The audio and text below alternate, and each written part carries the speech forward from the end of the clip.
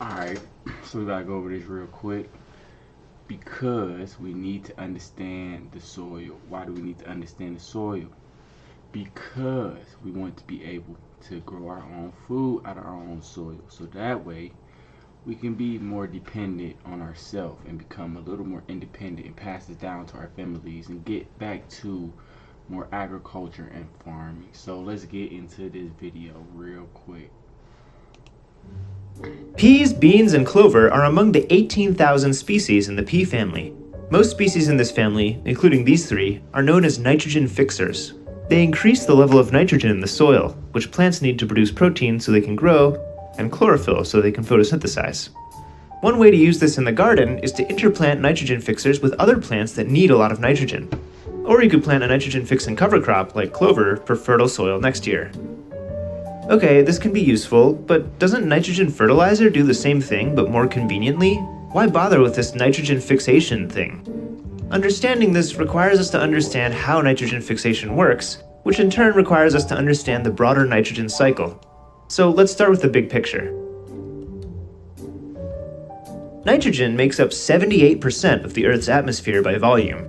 But most of this nitrogen takes the form of two nitrogen atoms strongly bonded together, which isn't very reactive and is useless to plants.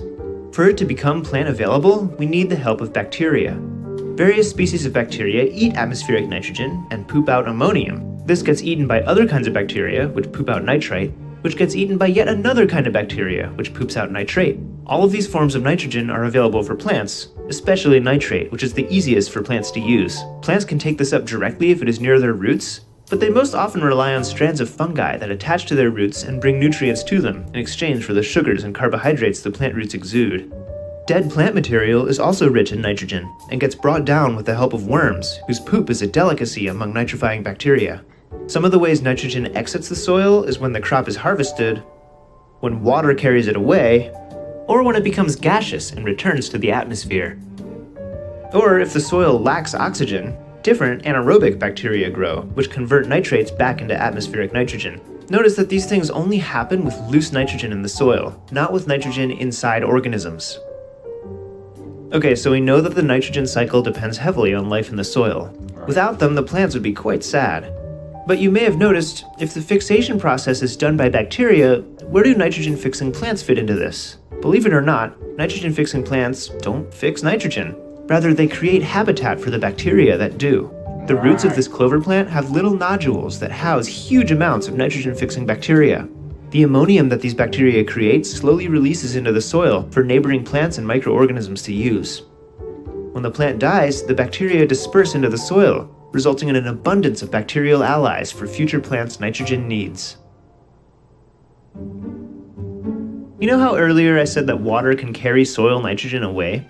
This nitrogen ends up in rivers, which can disrupt the ecosystem by enabling algae to dominate.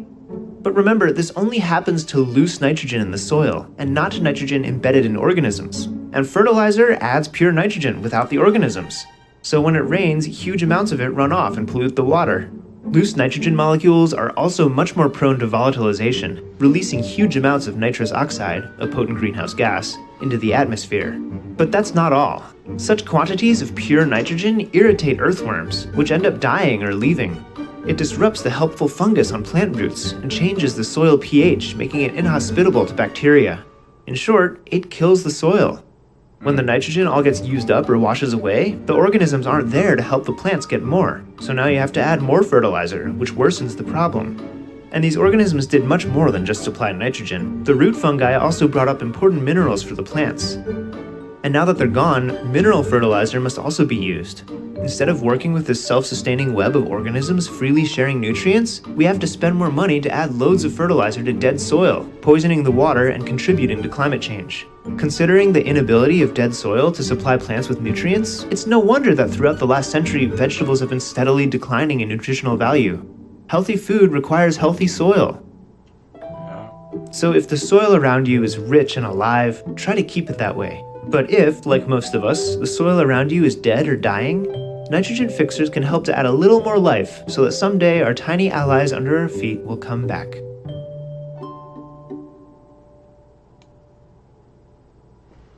Hopefully y'all learned something. We'll be right back.